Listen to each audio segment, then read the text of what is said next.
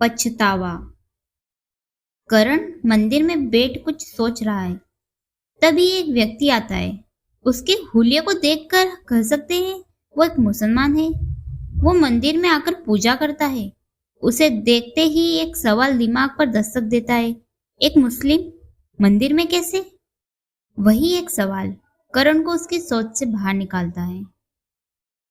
और वो उस शख्स की तरफ देखता ही है कि वह शख्स उस अनपूछे सवाल को भांप लेता है और वही मंदिर की ढेल पर करण के पास बैठ जाता है और खुद ही कहता है, मेरा नाम रहीम है। मैं मुस्लिम समाज से हूँ। रोजाना मंदिर आकर पूजा करता हूँ। करण सुनकर आश्चर्य से पूछता है, यह अनोखा है। क्या इसके पीछे कोई कारण है? रहीम मुस्कुराते हुए जवाब देता है, बरखुरदार, हर एक बड़े काम या बदलाव के पीछे वजह जरूर होती है। यहाँ भी है। हमारी बीवी हिंदू थी। उन्होंने हमारे धर्म को दिल से अपनाया। यही एक उम्मीद उनकी आंखों में हमारे लिए भी थी, पर हम जानकर भी अनजान बने रहे, क्योंकि ये हमारी शान के खिलाफ जो था। वो जीवन भर हमारे खातिर अपने भगवान से दूर रही और एक दिन वो हमसे दूर अपने भगवान के पास चली गई। उन्होंने हमें एक खत लिखा था जो उनके इंतकाल के बाद हमें मिला। उसमें लिखा था, उन्हें अपने ईश्वर से बहुत प्रेम था। वो हमसे छिपकर यहाँ इस मंदिर में आ जाया करती थी। हमें बुरा न लगे इसलिए कभी बोल नहीं पाई, पर धोखा नहीं देना चाहती थी इसलिए खत लिख दिया। उन्होंने हमारे प्यार की खातिर, हमारे अभिमान के खातिर अपनी इच्छा कभी जाहिर ना की, पर मरते मरते वो हमें सच कह कर गई। तब हमें प्यार की कीमत समझ आई। इसलिए उनके जाने के बाद ही सही, पर हमने उनकी वो एक इच्छा पूरी की। रहीम की बात खत्म हो जाती है। दोनों कुछ देर खामोश बैठ जाते हैं। रहीम की बातों से करण के चेहरे पर बेचैनी सी है, जिसे देख रहीम करण से पूछता है, जनाब, आप कुछ परेशान लग रहे हो। करण कुछ असहज सा हो जाता है और कहता है, नहीं, ऐसा कुछ नहीं है। रहीम कहता है, बरखुरदार, आपकी बेचैनी देख कह सकता हूँ कि आप किसी सच से भाग रहे हो। करण तेजी से वहां से उठकर जाने लगता है, जैसे रहीम ने उसकी कोई चोरी पकड़ ली हो। रहीम उसे रोकता है, पर करण तेजी से वहां से निकलकर अपनी कार में बैठकर चला जाता है। करण के दिमाग में रहीम की सारी बातें घूमने लगती है। करण को रात भर नींद नहीं आती। सुबह होते ही वो फिर उसी मंदिर में जाकर बैठ जाता है। फिर से उसकी मुलाकात रहीम से होती है। रहीम करण के पास आकर बैठ जाता है। रहीम समझ रहा है कि करण उसे कुछ कहना चाहता है, पर रहीम चाहता है करण खुद अपनी अभिमान को तोड़कर सच को उसके सामने रखे, जिससे वो भाग रहा है। पर वही करण चाहता है कि रहीम उससे आगे से सवाल करे, पर करण कुछ नहीं बोल पाता। 2-3 दिन तक यही चलता रहता है। आखिरकार करण एक दिन खामोशी तोड़कर बोलता है, असल में मेरी नौकरी में थोड़ी दिक्कत है, बस इसीलिए परेशान हूँ। रहीम जोर जोर से हंसने लगता है। बरखुरदार, इतने दिनों बाद अपनी खामोशी तोड़ी भी तो झूठ बोलने के लिए। मियाँ, हमारे बाल धूप में सफेद नहीं हुए हैं।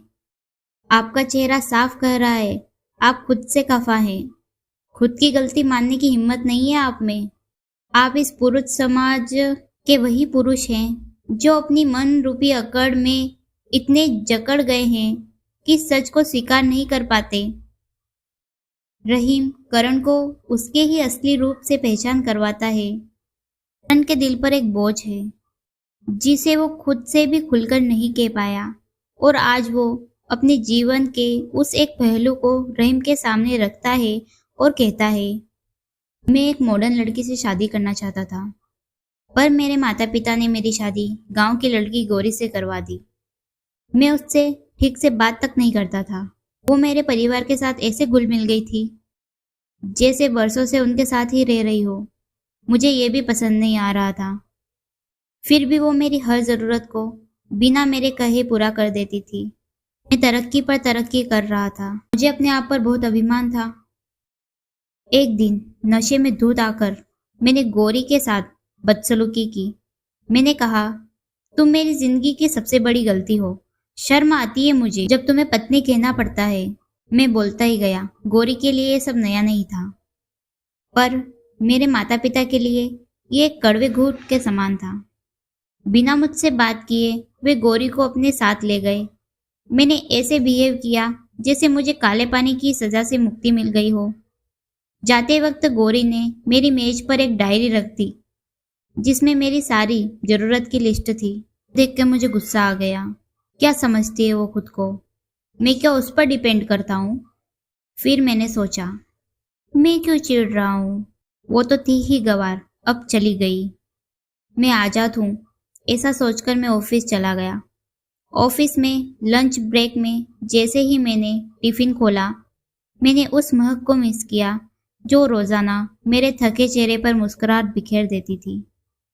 एक पल के लिए मुझे एक अजीब सी कमी महसूस हुई, पर उस वक्त मुझे अपनी आज़ादी का गुमान ज़्यादा था। समय गुजर रहा था, अपनी हर एक ज़रूरत के लिए डायरी पर डिपेंड करता था। कमी का कुछ एहसास तो था, पर मेरा ईगो मेरे सामने आ जाता था और फिर अपनी अकड़ में जीने लगता था। मैं परेशान जब हो गया जब मेरा वर्किंग परफॉर्मेंस बिगड़ने लगा। हमेशा अपनी प्रोग्रेस के लिए खुद को सारा क्रेडिट देता था। मैं ये मानता ही नहीं था कि मेरी प्रोग्रेस में गौरी का पूरा हाथ था। उसी के कारण मैं अपने जीवन की कई छोटी और बड़ी परेशानियों और जिम्मेदारियों से बहुत दूर था और केवल अपने काम पर फोकस करता था। बेस्वाद खाने में, मुरझाए फूलों में, बिखरे घर में, हर उस जगह जहां मैं गौरी को देखकर चिढ़ता था, उसे गंवार कहकर निकल जाता था। मुझे उसकी कमी महसूस होने लगी थी, पर मैं ये मान कैसे लेता? एक दिन मन भारी हो गया। फिर मैंने माँ को कॉल किया। वो मेरी आवाज़ से ही समझ जाती थी कि मैं परेशान हूँ, पर समझते हुए भी माँ ने मुझे इग्नोर कर दिया और कहा कि गौरी ने दूसरी शादी का फैसला कर लिया। यह सुनकर मुझे गुस्सा आ गया और मैंने कॉल कट कर दिया। कुछ दिनों पहले ही मुझे डाक से तलाक के कागज मिले।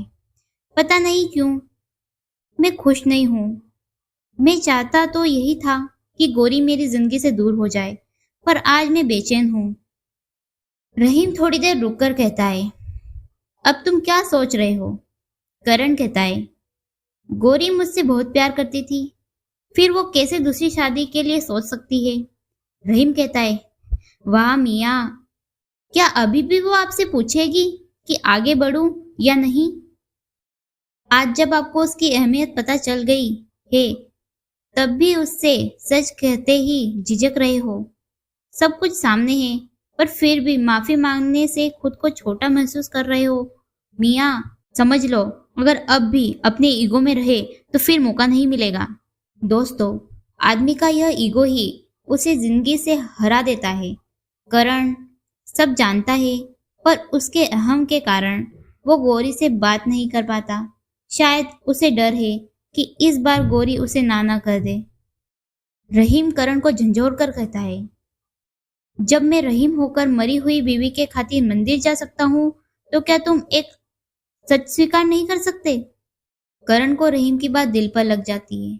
वो कॉल तो नहीं, पर गौरी को एक मैसेज करता है। मैसेज डिलीवर होते ही उधर से कॉल आ गया। दोनों के बीच लंबी बात होती है और यह एक लंबा कॉल दोनों को वापस मिला देता है। दोस्तों, एक टेक्स्ट के बाद गौरी एक पल नहीं रुकती और कॉल कर देती है। यह एक औरत का दिल है। वो जिससे प्यार करती है उसे कभी झुकने नहीं देती, और वहीं एक आदमी हर उस औरत को झुकाता है जो उसे प्यार करती है। वक्त किसी का बंधक नहीं। वक्त रहते काम हो जाए तो वह अमूल्य है, वरना पछतावे के अलावा कुछ नहीं रह जाता। जीवन में जो भी मिले उसे स्वीकार करें